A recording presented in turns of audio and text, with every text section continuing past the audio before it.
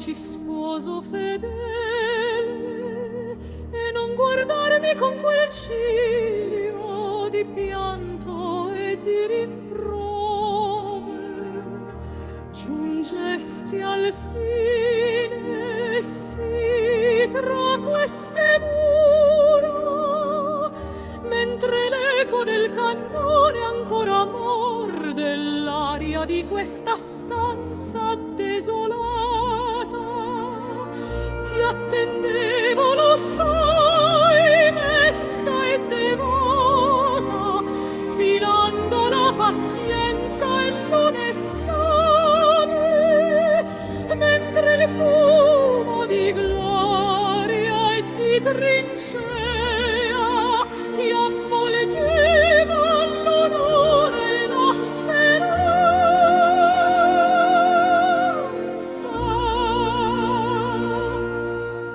Ma quale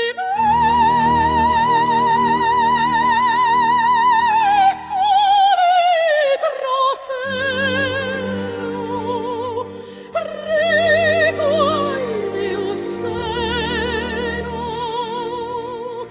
Un eroe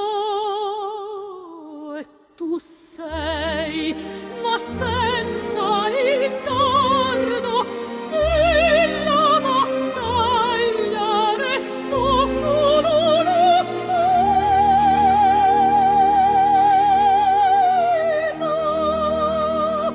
E quel tuo membro un tempo fiero e dritto giace ora inerte flaccido rimasuglio perduto tra i reticolati il fango, o flaccido armento di perduta gloria che non risponde più al richiamo arcano. Lo stelo è reciso, il calice è vuoto e la carne mia trema. Ti sgomento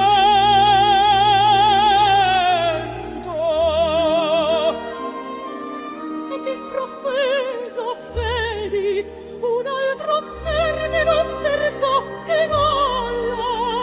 O sposo, non perdono, ma per quel vuoto che la guerra ha fatto.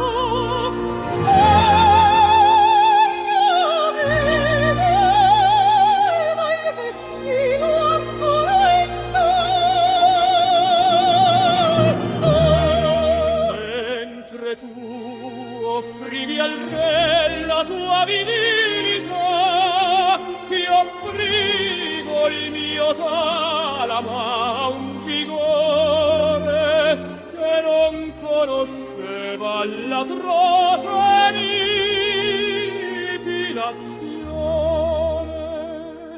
Le corna che ora fregiano il tuo capo sono i monumenti alla tua sventura, fiori di carne nati sopra il vuoto di quel che il piombo nemico ti rapidia del piangere, soldato senza spada. Accetta il mio petto come lontana, poiché se il tuo deserto è senza vita, io ho cercato l'acqua altrove, al fiume rimani lì col